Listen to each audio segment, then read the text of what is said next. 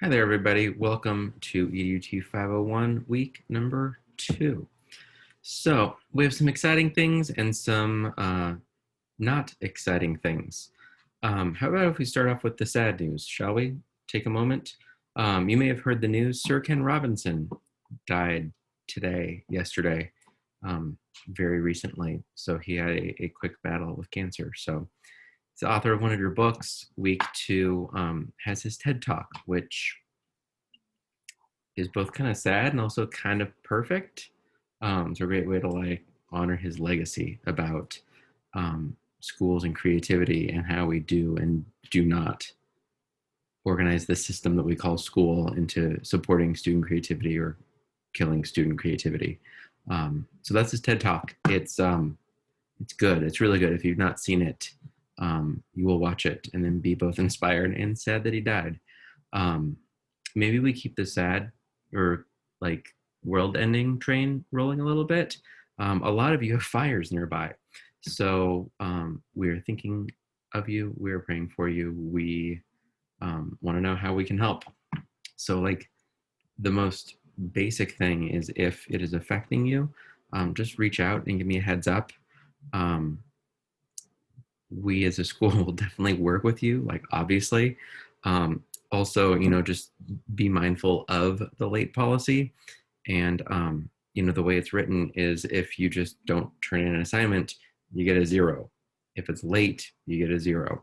If you're like, hey, it's Sunday at 10 p.m. and we've been stuck in traffic for 12 hours because we're evacuating, that's something that I can work with you and say, of course, like, right. But it's as much as you're able to let me know ahead of time, and we can figure that out. Um, yeah, at some point it will affect you in some way. So hang in there, be safe. In addition to the global pandemic, this is just devastating California. My particular house, it's a weird sentence, my particular house, where we live, we're a little bit south of San Jose, and the SCU Lightning Complex fire is just east of us. So the actual fire is pretty far away, but the evacuation is now half of our city. So that's most of what I've been doing today is tracking that and figuring out at what point we do or do not leave due to either fire and, our house possibly burning down, or due to just the smoke. Like, the air quality is really, really poor. And of our family of 5, 3 of the 5 of us, not me, but 3 of the other people in my family, in my immediate family, have pretty severe asthma. So it's been a scary day. So anyway, if you're wondering why I've not responded to you immediately via email, or a wide variety of things, I'm going to just apologize in advance that is super on my mind, and hopefully that will be resolved soon. Who knows? If we actually look at week number 2, there's a handful of readings and videos. I already mentioned Sir Ken Robinson's TED Talk, just fantastic. There's some shorter videos from some people, Mark Prinsky and Tony Wagner. They used to have, there used to be a lot of textbooks in this course, and we've essentially distilled the entire textbook down to kind of this video. So you have 3 videos there, and it's good. It's really good. You have chapter 2 of the Sir Ken Robinson book, and then a couple like 2 or 3 page sections around some Google tools around Google Drawing, which is a great resource for remote learning, and also one around Google Plus that, gosh, these books get outdated, right? It's basically Google Meet at this point. But the idea that you can bring experts into your classroom, and that your classroom can live anywhere now. You don't have to be in a physical room anymore with your students, which is something that like did not exist when this book was written and did not exist when I was working on this course a year ago. So like, as in addition to the myriad of like crazy things that you are kind of reimagining, like, it's a time to reimagine what school can be. And so bringing friends, personal friends, family friends, ed tech friends into your classroom to talk with students about something that they have some expertise in, like, this is a pretty cool moment to do that, and in a way where you might have felt pressure to meet the standards. you got to cover the content. This feels like a year where administrators are not going to say, how come you didn't cover standard 2.4? Like, seriously, really, we're going to have this conversation? Because if you want to, we can. Like that's just not going to happen. And if it does, let me know, and I'm happy to talk through it with you. Or CC me on an email, and I will be like, are you kidding me? Standard 2.4, that's what we're talking about. Because that, like, hopefully that will not happen. That should not be happening. And it gives us an opportunity. Like, it's a bizarre opportunity. I would never have wished for this, but the ability to just, those 2 pages in the Brumbaugh book, to look at, like, back in the day, it would say like Skype in an expert or an author or someone. Now at this point, it's either going to be Zoom or Google Meet. But don't be afraid to reach out to people, authors of the book, people whose articles you were reading, people that that could have something to add to your course. It's good. It's really, really good. Moving on, you have a handful of other videos. The assignments and the reading is a little bit lighter compared to upcoming weeks. So kind of teeing you up for what the final assignments are going to be in this course. We're looking at a video from David Platt, who is one of the first presenters at QBold, looking at the elements of 21st century learning. Pretty short video. I recorded it right before both of them and I were presenting, so it's definitely a casual one. There is an embedded video, a whole playlist. There's 5 videos. The top right corner has like a hamburger, 3 lines, and then an arrow. There's 5 videos. One of them is actually mine, so it's so funny. Kind of 5 different takes on what Twitter can mean. And of all the things, like if you Google on the YouTubes, like connecting with educators, Twitter, social media, a video I made a long time ago is one of the hits. So anyway, you're hearing me talk now. You'll get to hear me talk a little bit later, particularly if you don't know that much about social media or Twitter as an educator. This will help you kind of wrap your brain around it. And that's also really funny. All the people that are on those lists, those 5 videos, I know those people well now. I think I've presented with all of them in some way at some point. Anyway, they're fantastic humans, and I give you a thumbs up. I wholeheartedly endorse, not introduce. Let me introduce them as well. What those videos are going to be. So you do have a checkpoint. There's instructions for how to communicate your progress of the checkpoint. There is another discussion forum.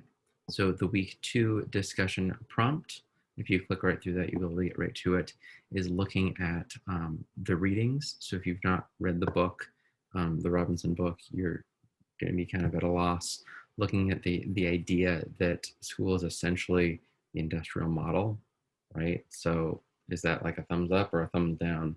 And then kind of with that as the framing, as the premise really of chapter 2, how does that impact how you think of what school is?